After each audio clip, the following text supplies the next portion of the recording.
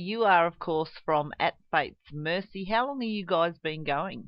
We've been off and on for about 5 years, but really only taken things seriously in the last year. So if we were asked how long, we've really thought about it as a band that we took seriously, I'd say a year, but the band's been in existence for about 5. Awesome. Well, you did, of course, have an EP out which had the single Setting Darkness on Fire, which I have been playing on my programs for a few months now. But you had a possible campaign to help with make a video for that track, and I see you've just had a Kickstarter campaign. Yeah, that's true. We did have an EP come out, and we released Setting Darkness on Fire as a standalone single after that EP, and that was the turning point for the band. We released the first EP, and it was kind of just a mix mash of whatever people had in their banks, and it wasn't really to the caliber we wanted it to be. It was more to something to prove to people that didn't believe we were a band that we are a band. But no, in all seriousness, we cut that EP and enjoyed the process, and it kind of gave us a bit of a taste to take things a little bit more serious. So we decided to up the professionalism involved and release Setting Darkness on Fire. And it was such a well-received song that we thought we might throw a film clip together for it. But as we started to find out, these things are quite expensive. So we threw it out there to sort of the public, whether anyone wanted to get involved and help us make this film clip. And as it turned out, we got overwhelming response back and ended up raising more than we'd ever hoped. And it helped us really nail that film clip, which gave us this whole new passion of what could happen if we really took it seriously. Hence the reason why we, from that point, have decided to really turn our heads and look forward and invest in this a little bit more. And we've only just recently successfully funded another crowdfunding campaign. This one is to help fund our new album because, like I said, the EP we have out already was a little bit more of just throwing things together and a bit of fun. But this new album is the real deal. We went to Melbourne to record it with a pretty famous studio over there called Studios in the City, where bands like She Out of Work, Calling All Cars, Closure in Moscow, big Australian bands that a lot of people have heard of, Butterfly Effect, etc. And the guy that runs that studio is, as good as they get here in Australia. And with that comes a price tag, obviously. So we poured everything we had into it, and we got pretty close. But as with most things, it went out of budget. And our successful campaign that we've just finished is going to help us get over the line and release this soon. And we literally can't wait. We're very excited. Yeah, and you actually sold 2 private performances in your Kickstarter campaign. Have you done either of those yet? No, we've spoken to both people involved, and we're quite excited for them. They're going to be something a little bit different to the normal because they're going to be a little bit more personalised. But one of the pledges of a private show is snapped up by a long-time fan of ours that has got a bit of a milestone coming up he wanted to celebrate, and he thought what better way to make sure we were going to help him celebrate it than locking us down and paying for us to come and play a private show at his party. So that's really exciting. And the other one's going to be more of a group sort of event where people are welcome to come and join us, and it's not really a private session. It's more of a paid performance, but the person that did it, really supported us by paying the amount that our campaign was after. So we're quite fortunate to have a lot of support and people that believe in us enough to not only pay us to perform, but also get on board, something that means a lot to us. It sounds like you spent the first 4 years sort of getting wise, because being in a band can be very expensive, and you're utilising the tools that are available to help fund what you're doing. Yeah, definitely. I mean, the first 4 years I look back on, and it was just a lot of fun. We used it more as an excuse for us to catch up, because we're all mates in the band, and at the same time make some noise and have a bit of fun every now and then, play some shows. And then it got to the point where people were actually, when can we get a CD and take it home, or when can we get a shirt and wear this around? And that's when we started thinking, all right, well, let's start thinking about this a little bit more. We had a couple of people come and go in the band, the original bass player, and actually twice original bass players, and a guitarist all came and then decided to move on. And then, like I said, the last year we solidified our lineup and really started knuckling down and just keep seeming to reach new exciting opportunities. So yeah, you definitely say we've got a lot wiser over the time, but we're still learning, and every day is something new. Yeah, and At Fate's Mercy is a 5-piece band, and you've got 2 Benns and 2 Jims in the band. Yeah, funny enough, and the last guitarist that was in there was also a Jim. So we've had a lot of Jims and we've got a lot of Benns, but luckily we got a Will who kind of breaks things up and makes it a little bit different. Must get a little confusing sometimes. Kind of. But the thing about the name James is there's a lot of spin-offs. You've got Jim, Jimmy, etc. And we've got a Jim, a Jimmy, and we had a James. So they're all different in our minds. And then I get called Ben, and then the other Ben gets called Benny, and we kind of stick to those nicknames. So it sounds a lot harder than it is. It's actually not as bad as it sounds. Well, it sounds like you've got that all worked out. Exactly. Well, so then with the funding that you've got, do you have an idea of when the album will be out? We do. We're currently in kind of finalising the artwork for it, and the money that we did raise has gone to a particular part of the album. It's gone to the final mix and master, which we're sending over to the UK, and a Grammy Award-winning guy over there named John Mitchell works at a place called Our House Studio. He will be taking care of bringing the whole album together and giving it its final polishes and touches to really make it pop. And, you know, he's very well known in the industry. Some of the biggest bands in my genre in the world have used this guy.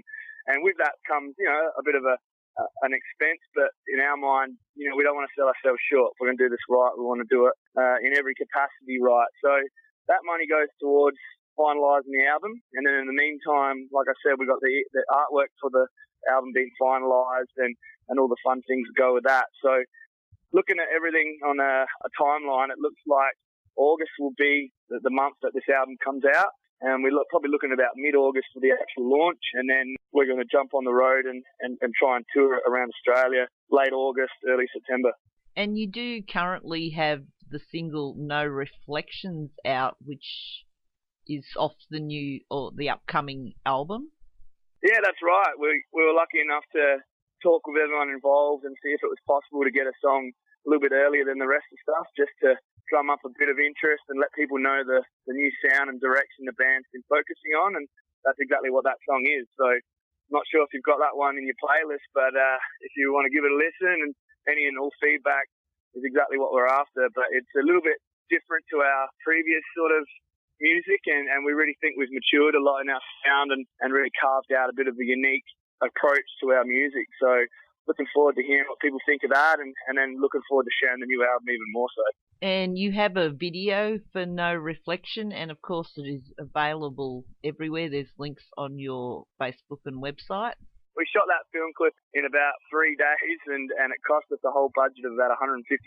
So we were pretty happy with the outcome considering the limited budget we had. But our manager / marketing guru kind of said, look, it'd be great if we had a film clip, but, you know, we've left it late. We went, bugger that, let's get something together. So we worked a bit of overtime and got some hours into it, but luckily we've got a video to go with it. But like you said, there's plenty of links to get that song. It's listed on all the usual outlets like Spotify and SoundCloud and all the places to download as an MP3. And if you really wanted to get it on your iPhone or something along those lines, it's available at the iTunes store for a couple of bucks. And people can actually find those links to get hold of the song and check out the film clip at atfatesmercy.com and At Fate's Mercy on Facebook. And well, you have supported quite a few people like In Heart's Wake and Buried in Verona. And I've never heard of I Wrestled a Bear Once, but it's a pretty cool name. Yeah, they're massive as well. They're from the States, and I'll be honest, I really hadn't heard that much about them either. But our guitarist, when we got the offer for the show, kind of went, yes, we have to play with these guys. They're amazing. And I'm like, oh, okay, and just went with it, not knowing much about them. But on the night, what an energy sort of package from the States they were. And their front man is actually a front woman, and she's fantastic and really owns the crowd. And you can see why they've got 2.5 million people following them on Facebook. You know, they're just that kind of band. They're hard not to like. Great. Well, I will definitely check them out. Is there someone that you haven't played with that you'd really like to support? I mean, we all have our dreams. My favourite band to probably play a show with would be a UK band called The Architects, who are coming to Adelaide here and doing an Australian tour with Amity Affliction in the next couple of months. And that would probably be a dream show for me. But I'm sure if you asked anyone in our band, everyone would have a different band that they would probably idolise and would love to play a show with. And they're the kind of dreams you set yourself, and dreams become goals, and goals can be achieved. So who knows? Exactly. And what about the writing process? I guess you being the vocalist, you do most of the lyric writing. Yeah, I that's sort of my role, and a role that I take quite to heart and love doing. The lyrics are mine. This writing process on this album coming out was something completely different than anything we'd done.